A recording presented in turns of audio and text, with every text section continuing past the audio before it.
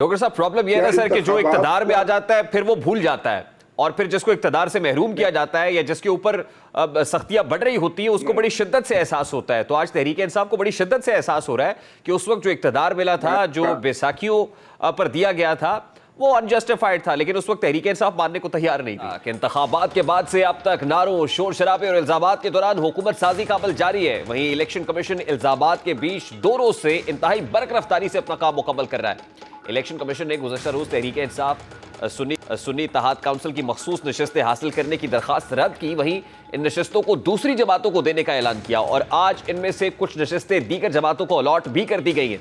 Election commission ने KP से कौमी असम्बली के लिए खवातीन और अक़लियतों की मखसूस नशस्तों का एलामिया जारी कर दिया है, जिसके मुताबिक कौमी असम्बली में मुस्लिम लीग नून को केपी से 4 नशस्तें मिल गई हैं, जमीयत उलमा इस्लाम और पीपल्स पार्टी को 2-2 नशस्तें मिली हैं। केपी से अक़लियतों की 3 नशस्तें मुख्तलिफ पार्लिमानी जमातों को अलॉट कर दी गई है। मुस्लिम लीग नून, पीपल्स पार्टी और JUI को 1-1 नशस्त अलॉट की गई है, जबकि कौमी असम्बली में मखसूस नशस्तों की तकसीम के हवाले से इलेक्शन कमीशन का कल एक अहम इजलास होने जा रहा है। इसी तरह इलेक्शन कमीशन की जानिब से एक और अहम डेवलपमेंट सामने आई है कि इलेक्शन कमीशन ने तकरीबन 10 दिन की ताखीर से फॉर्म 45 के अलावा 46, 48 और 49 भी वेबसाइट पर जारी कर दिए। दूसरी जानिब तहरीक इंसाफ की जानिब से इलेक्शन कमीशन के फैसले के खिलाफ अदालतों में जाने के साथ इतवार को मुल्कगीर एहतजाज का ऐलान कर दिया गया है। कल और आज तहरीक इंसाफ की जानिब से इस फैसले के खिलाफ सख्त रद्द-ए-अमल सामने आ रहा है। आज बानी PTI से मिलने वाले तहरीक इंसाफ के रहनुमाओं ने मीडिया से बात करते हुए इस बात का इजहार किया कि वो न सिर्फ इस मामले पर सड़कों पर एहतजाज करेंगे बल्कि इसके खिलाफ कानूनी जंग भी लड़ेंगे। दूसरी जानिब गुज़श्ता रोज बिलावल भुट्टो की जानिब से इंतखाबी धांधली पर जुडिशल कमीशन बनाने की बात के बाद आज तहरीक इंसाफ की जानिब से इस किस्म का मुतालबा सामने आ रहा है, जिसका इजहार असद कैसर और अली अमीन गंडापुर ने बानी PTI से मुलाकात के बाद किया।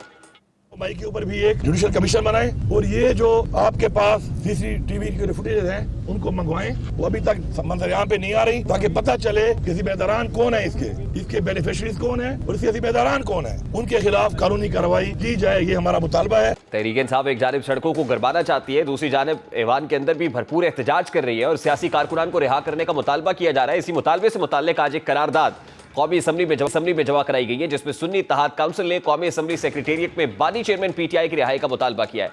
करारदाद के मतन के मुताबिक बानी चेयरमैन PTI के खिलाफ मुकदमात को फिलफौर खत्म किया जाए और उन्हें रिहा किया जाए, कानून का गलत इस्तेमाल मजीद बंद किया जाए।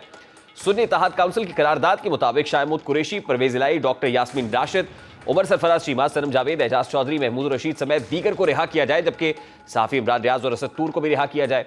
इलेक्शन कमीशन की जानिब से जारी किए गए मखसूस नशस्तों से के फैसले के बाद सियासत पर काफ़ी गहरे असरात मुरतब होंगे, क्योंकि इस फैसले के बाद मखलूत हुकूमत मरकज़ में काफ़ी ज़्यादा मजबूत हो जाएगी। इसी तरह नून लीग पहले ही पंजाब में बहुत मजबूत थी, लेकिन अब मजीद मखसूस नशस्तों के हुसूल के बाद वो 2/3 से भी ज़्यादा अक्सरियत हासिल करती दिखाई दे रही है, क्योंकि इस एक फैसले से अब मुस्लिम लीग नून को कौमी असम्बली में खवातीन और अक़लियतों की 14 इजाफी नशस्तें मिलने का इम्कान है।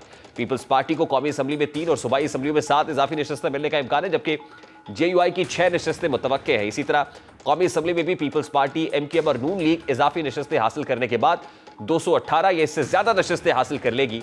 336 अरकान की असम्बली में 2/3 अक्सरियत 224 नशस्तों से बनती है। यूँ 2/3 के अक्सरियत के करीब तकरीबन जो बाकी 5-6 नशस्तें बचेंगी वो मैनेज करना ज़्यादा मुश्किल नहीं होगा, जिससे कानून साजी बहुत आसान हो जाएगी। इवन आईनी तरमीम कराना भी खासा आसान हो जाएगा नौमुंतखब हुकूमत के लिए। इसमें बात करेंगे इस वक्त पाकिस्तान तहरीक इंसाफ के मरकज़ी रहनुमा आमिर ने हमें ज्वाइन किया है। आमिर डोगर साहब, अस्सलाम वालेकुम, बहुत बहुत शुक्रिया आपके वक्त के लिए। सबसे पहले तो ये कहिएगा कि हुकूमती बेंचेस पर बैठे हुए लोग, बिलावल भुट्टो हों, शहबाज शरीफ हों, दीगर ज़ोमा हो, वो मिसाक मफाहमत की बात कर रहे हैं।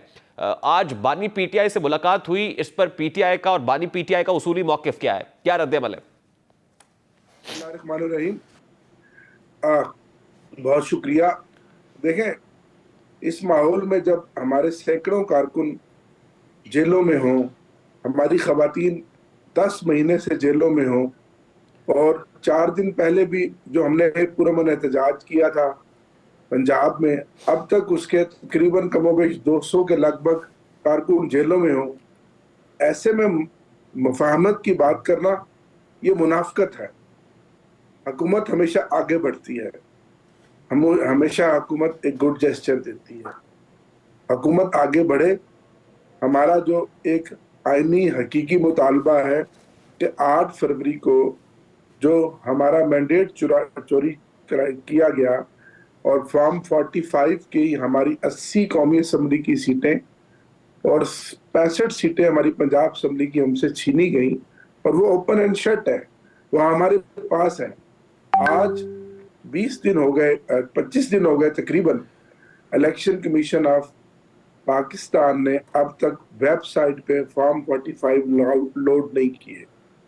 इलेक्शन कमीशन ने अब तक जिसको एक हतमी नतीजा जी बिल्कुल डॉक्टर साहब, देखिए ना, इसका लोड नहीं अप्रोप्रिएट किया। फोरम हुकूमत नहीं है बल्कि इलेक्शन कमीशन ऑफ पाकिस्तान है। जब यही बात हम हुकूमत के सामने रखते हैं या हुकूमती नुमाइंदों को बताते हैं तो वो कहते हैं कि इसमें हुकूमत तो कुछ नहीं कर सकती, ये तो इलेक्शन कमीशन ऑफ पाकिस्तान है, ट्राइब्यूनल्स मौजूद हैं, अदालतें मौजूद हैं, आप जाइए वहां पर पिटीशन करें, या ये आपका इस्तेहकाक है?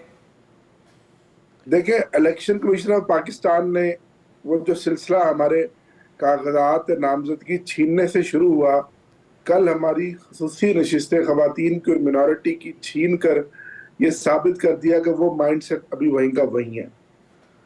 और इलेक्शन कमीशन ऑफ पाकिस्तान ने साबित कर दिया कि आज दिन तक फॉर्म 45 के जीते हुए हमारे मेंबर्स जो असम्बलियों में बैठ के हैं, जिन्होंने हल्फ उठा लिया है, उनके हल्कों में गिनतियों का सिलसिला जारी है, जबकि ट्रिब्यूनल्स बन गए हैं।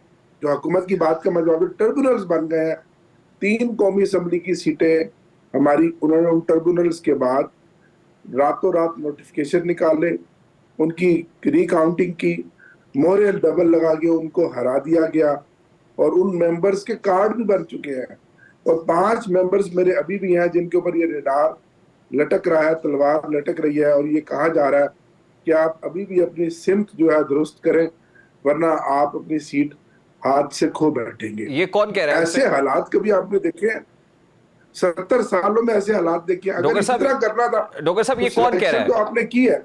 ये उन मेंबर से जो इस वक्त नेशनल असेंबली में मौजूद है, जो बात आप कर रहे हैं, ये एक बहुत बड़ा इल्जाम है, ये कौन प्रेशराइज कर रहा है? इल्जाम नहीं है, मैं आपको एनए वाइज बता सकता हूँ, जिला वाइज बता सकता हूँ, इल्जाम नहीं। किसकी जानिब से दबाव है डोगर साहब? मैं, आप सबको पता है, आपको भी पता है, मुझे भी पता है कि ताकतवर हाथ कौन है। हुकूमती बेंचेस से कोई दबाव आ रहा है? ताकतवर हाथ कौन सा है? हुकूमती बेंचों को तो वो सजे सजाए बने बनाए पीस तो फिर डोगर साहब, क्या इसको मकाफात अमल कहें सर? 2018 में या 2017 में जो पाकिस्तान मुस्लिम लीग नून के साथ या पीपल्स पार्टी के साथ हो रहा था, वो भी यही कहते थे, आज आपके साथ हो रहा है, तो क्या ये मकाफात अमल है? आप थोड़ा सा अपनी अल्फाज को थोड़ा सा इसमें बेहतर कर लें कि ये मकाफात अमल नहीं है, ये उनसे बहुत ज्यादा है। हुआ होगा, मैं आपकी बात को रद्द नहीं करता, 18 में भी हुआ होगा, 13 में भी हुआ होगा, 8 में भी हुआ होगा, 2002 में भी हुआ होगा, 97 में भी झरलू फिरा। आखिर ये कब तक? क्या मुल्क ने इसी तरह चलना है?